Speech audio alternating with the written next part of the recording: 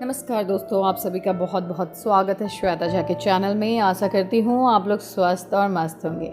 आइए आज हम लोग बड़े घर की बेटी की कहानी सुनते हैं जो स्वर्गीय श्री प्रेमचंद्र जी द्वारा रचित है। बेमी मानव सिंह गौरीपुर गांव के जमींदार और नंबरदार थे। उनके पितामह किसी समय बड़े धन धान्य संपन्न थे। गांव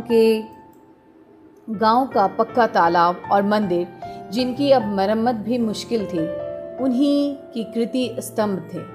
कहते हैं इस दरवाजे पर हाथी झूमता था। अब उनकी जगह एक बूढ़ी भैंस थी जिसके शरीर में अस्थि पंजर के सिवा और कुछ शेष न रहा था, पर दूध शायद बहुत देती थी, क्योंकि एक न एक आदमी हांडी लिए उनके सिर पर सवार ही रहता था। बेनी माधव सिंह अपनी आधी से अधिक संपत्ति वकीलों को भेंट कर चुके थे। उनकी वर्तमान आय 1000 रुपये वार्षिक से अधिक न थी। ठाकुर साहब के 2 बेटे थे। बड़े का नाम श्रीकंठ सिंह था। उनके बहुत दिनों के परिश्रम और उद्योग के बाद बीए की डिग्री प्राप्त की थी। अब एक दफ्तर में नौकर था। छोटा लड़का लाल बिहारी सिंह दोहरे बदन का सजीला जवान था। भरा हुआ मुखड़ा, चौड़ी छाती, भैंस का 2 सेर ताज़ा दूध वह उठकर सवेरे पी जाता था। श्रीकंठ सिंह की दशा बिल्कुल विपरीत थी।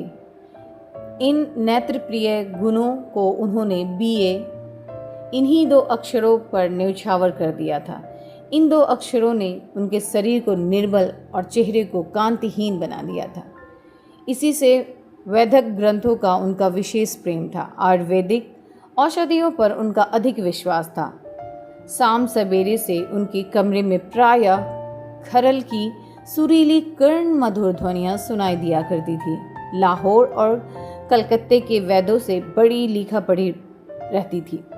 श्रीकंठ इस अंग्रेजी डिग्री के अधिपति होने पर भी अंग्रेजी सामाजिक प्रथाओं के विशेष प्रेमी न थे, बल्कि वह बहुधा बड़े जोर से उनकी निंदा और तिरस्कार किया करते थे। इसी गांव में उनका बड़ा सम्मान था। दशहरे के दिनों में वह बड़े उत्साह से रामलीला में सम्मिलित होते और स्वयं किसी न किसी पात्र का पाठ लेते थे। गौरीपुर में रामलीला की वही जन्मदाता थे। प्राचीन हिंदू सभ्यता का गुणगान उनकी धार्मिकता का प्रधान अंग था। सम्मिलित कुटुंब के तो वह एकमात्र उपासक थे। आजकल स्त्रियों को कुटुंब में मिलजुल कर रहने की जो अरुचि होती है, उसे वह जाति और देश दोनों के लिए हानिकारक समझते थे।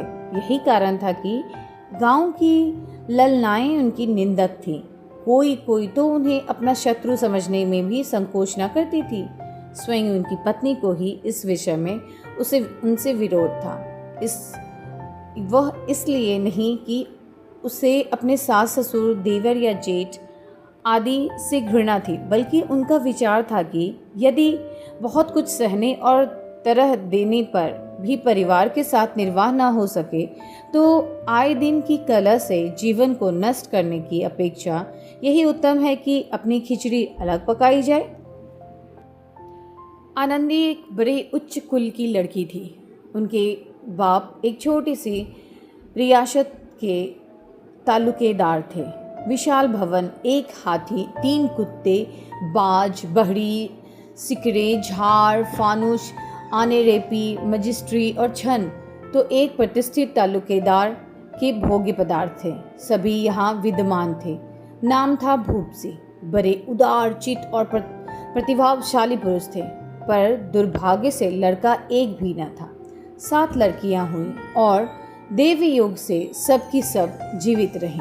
पहली उमंग में तो उन्होंने 3 ब्याह दिल खोल कर किए, पर 15-20 हजार रुपये का कर्ज सिर पर हो गया था तो आंखें खुली, हाथ समेट लिया। आनंदी चौथी लड़की थी।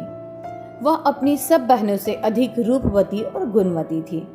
इससे ठाकुर भूप सिंह उसे बहुत प्यार करते थे। सुंदर संतान को कदाचित उसके माता पिता भी अधिक चाहते हैं। ठाकुर साहब बड़े धर्म संकट में थे कि इसका विवाह कहाँ करें।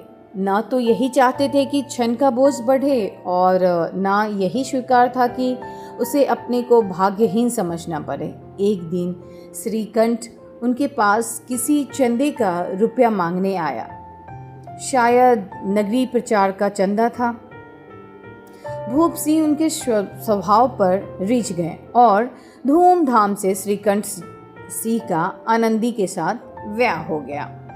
आनंदी अपने नए घर में आई तो यहाँ का रंग ढंग कुछ और ही देखा।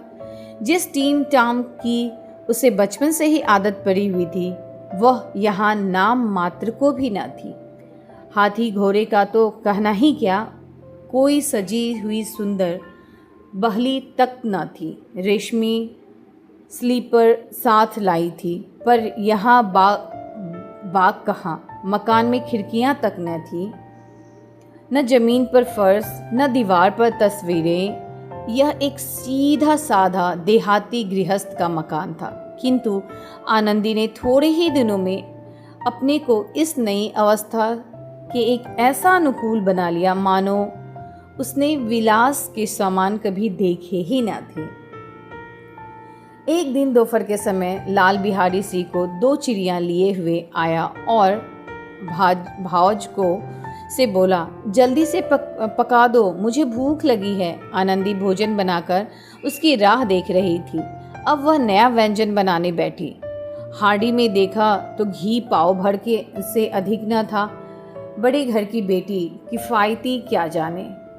उससे जब घी मांस में डाल दिया, लाल बिहारी खाने बैठा तो दाल में घी न था। बोला, दाल में घी क्यों नहीं छोड़ा? आनंदी ने कहा, घी बस मांस में पड़ गया। लाल बिहारी जोर से बोला, अभी परसों ही घी आया था, इतना जल्दी उठ गया? आनंदी ने उत्तर दिया, आज तो कुल पाव भर रहा होगा, वह सब मैंने मांस में डाल दिया। जिस तरह सूखी लकड़ी जल्दी से जल जाती है, उसी तरह क्षुधा को बावला मनुष्य जरा जरा सी बात पर तिनक जाता है। लाल बिहारी को भाउज की यह ठिकाई बहुत बुरी मालूम हुई। तिनक कर बोला, मैके में तो चाहे घी की नदी बहती हो। स्त्री गालियां सह लेती हैं, मार भी सह लेती हैं, पर मैके की निंदा उससे सही नहीं जाती है। आनंदी मुंह फेर कर बोली, हाथी मरा भी नहीं तो 9 लाख का, वहाँ इतना घी नित्य नाई कहार खा जाते हैं। लाल बिहारी जल गया, थाली उठाकर पलट दी और बोला, जी चाहता है जीभ पकड़कर खींच लूं। आनंदी को भी क्रोध आ गया, मुंह लाल हो गया। बोली, वह होते तो आज इनका मजा चखाती। अब अनपढ़ उजड़ ठाकुर ने से रहा न गया। उसकी स्त्री एक साधारण जमींदार की बेटी थी। जब भी जी चाहता उस पर हाथ साफ कर लिया करता था। खराऊ उठाकर आनंदी की ओर जोर से फेंकी और बोला, जिसके गुमान पर भूली हुई हो उसे भी दिखा दूंगा और तुम्हें भी। आनंदी ने हाथ से खराऊ रोकी, सिर बच गया, पर उंगली में बड़ी चोट आ गई। क्रोध के मारे हवा से हिलते पत्ते की भांति कांपती हुई अपने कमरे में आ खड़ी हो गई। स्त्री का बल और साहस, मान और मर्यादा पति तक है। उसे अपने पति के ही बल और पुरुषार्थ का घमंड होता है। आनंदी खून का घुट पीकर रह गई। श्रीकंठ सिंह शनिवार को घर आया करते थे। बृहस्पति को यह घटना हुई थी। 2 दिन तक आनंदी को भवन में रही, न कुछ खाया न कुछ पिया। उनकी बाट देखती रही। अंत में शनिवार को वह नियमानुकूल संध्या समय आए और बाहर बैठकर कुछ इधर उधर की बातें, कुछ देश काल संबंधी समाचार तथा कुछ नए मुकदमों आदि की चर्चा करने लगे। यह वर्तमान 10 बजे रात तक होता रहा। गांव के भद्र पुरुषों को इन बातों में ऐसा आनंद मिलता था कि खाने पीने की भी सुध न रहती थी। श्रीकंठ को पिंड छुड़ाना मुश्किल हो जाता था। ये 2-3 घंटे आनंदी ने बड़े कष्ट से काटे और किसी तरह भोजन का समय आया। पंचायत उठी, एकांत हुआ तो लाल बिहारी ने कहा, भैया आप जरा भाभी को समझा दीजिएगा। कि मुंह संभल कर बातचीत किया करे, नहीं तो एक दिन अनर्थ हो जाएगा। बेनी माधव सिंह ने बेटे की ओर से साक्षी दी। हाँ बहू, बेटियों का यह स्वभाव अच्छा नहीं कि मर्दों से मुंह लगे। लाल बिहारी वह बड़े घर की बेटी है, हम भी कोई कुड़मी कहार नहीं है। श्रीकंठ ने चिंतित स्वर से पूछा, आखिर बात क्या हुई? लाल बिहारी ने कहा, कुछ भी नहीं, यूं ही आप ही अपने आप उलझ पड़ी। मौके के सामने हम लोगों को कुछ समझती ही नहीं। श्रीकंठ खा पीकर आनंदी के पास गए। वह भड़ी बैठी थी। यह हजरत भी कुछ तीखे थे। आनंदी ने पूछा, चित्त तो प्रसन्न है? श्रीकंठ बोले, बहुत प्रसन्न है। तुम अपने बारे में, आजकल घर में यह क्या उपद्रव मच रहा है, इसके बारे में बताओ। आनंदी की त्योरियों पर बल पड़ गए। झुंझलाहट के मारे बदन में ज्वाला सी दहक उठी। बोली, जिसने तुम्हें यह आग लगाई है उसे पाओ तो मुंह झुलस दूं। श्रीकंठ, इतनी गर्म क्यों होती हो? बात तो कहो, क्या बात हुई? आनंदी, क्या कहूँ, यह मेरे भाग्य का फेर है। नहीं तो गवार छोकरा जिसको चपरासी गिरी करने का भी सऊर नहीं, मुझे खड़ाऊ से मारकर यूं न अकड़ता। श्रीकंठ, सब हाल साफ साफ कहो तो मालूम हो, मुझे तो कुछ पता ही नहीं। आनंदी, परसों तुम्हारे लाडले भाई ने मुझसे मांस पकाने को कहा। घी हांडी में पाव भर से अधिक न था। वह सब मैंने मांस में डाल दिया। जब खाने बैठा तो कहने लगा, दाल में घी क्यों नहीं है? बस इसी पर मैंने मौके को बुरा भला कहने लगा। मुझसे रहा न गया। मैंने कहा कि वहाँ इतनी ही घी तो थी, नाई का हार खा जाते थे और किसी को जान भी नहीं पड़ता। बस इतनी सी बात पर इस अन्यायी ने मुझ पर खड़ाऊ फेंक मारी। यदि हाथ से ना रोकती तो सिर फट जाते। उसी से पूछो, मैंने जो कुछ कहा है वह सच है या झूठ? श्रीकंठ की आंखें लाल हो गई। बोले, यहाँ तक हो गया इस छोकरे का यह साहस? आनंदी स्त्रियों के स्वभाव अनुसार रोने लगी, क्योंकि आंसू उनकी पलकों पर रहते हैं। श्रीकंठ बड़े धैर्यवान और शांत पुरुष थे। उन्होंने कदाचित ही कभी क्रोध आता था। स्त्रियों के आंसू पुरुषों को क्रोधित भड़काने में तेल का काम कर देते हैं। रात भर करवटें बदलते रहें, उस कारण पलक तक नहीं झपकते। प्रातःकाल अपने बाप के पास जाकर बोले, दादा, अब इस घर में मेरा निवाह नहीं होगा।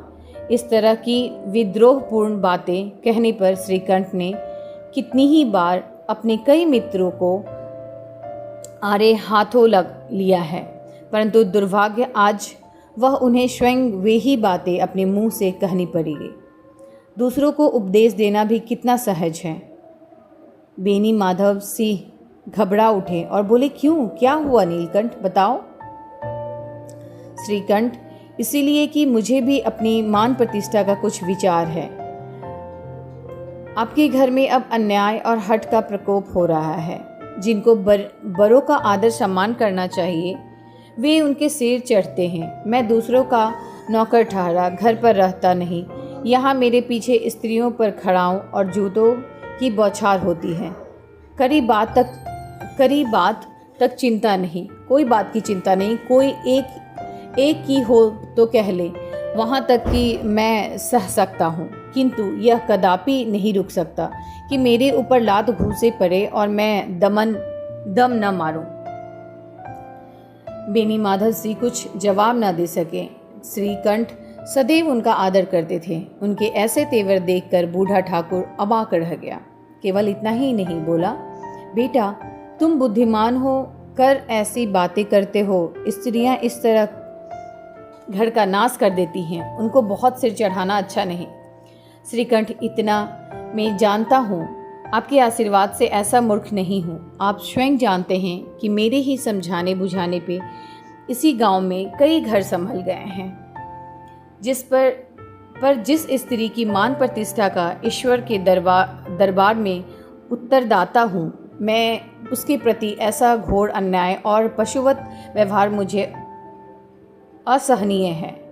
आप सच मानिए, मेरे लिए यही कुछ कम नहीं है कि लाल बिहारी को कुछ दंड नहीं देता और बेनी माधव सिंह भी गरमाए, ऐसी बातें और न सुन सके।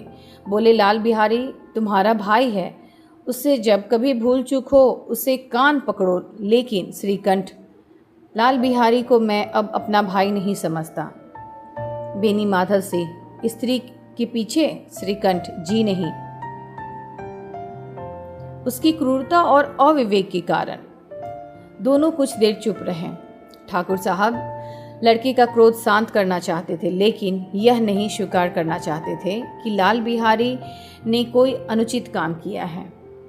इसी बीच में गांव के और कई सज्जन हुक्के चिल्लम के बहाने वहां आ बैठे। कई स्त्रियां ने जब यह सुना कि श्रीकंठ पत्नी के पीछे पिता से लड़ने को तैयार है तो उन्हें बड़ा हर्ष हुआ। दोनों पक्षों की मधुर वानियां सुनने के लिए उनकी आत्माएं तिलमिलाने लगी। गांव में कुछ ऐसी कुटिल मनुष्य भी तो होते हैं जो इस तरह कुल की नीतिपूर्ण गति पर मन ही मन जलते थे। वे कहा करते थे, श्रीकंठ अपने बाप से दबता है इसीलिए वह दब्बू है, उसने विद्या पढ़ी इसलिए वह किताबी कीड़ा है। बेनी माधव सी उसकी सलाह के बिना कोई काम नहीं करते, यह उनकी मूर्खता है।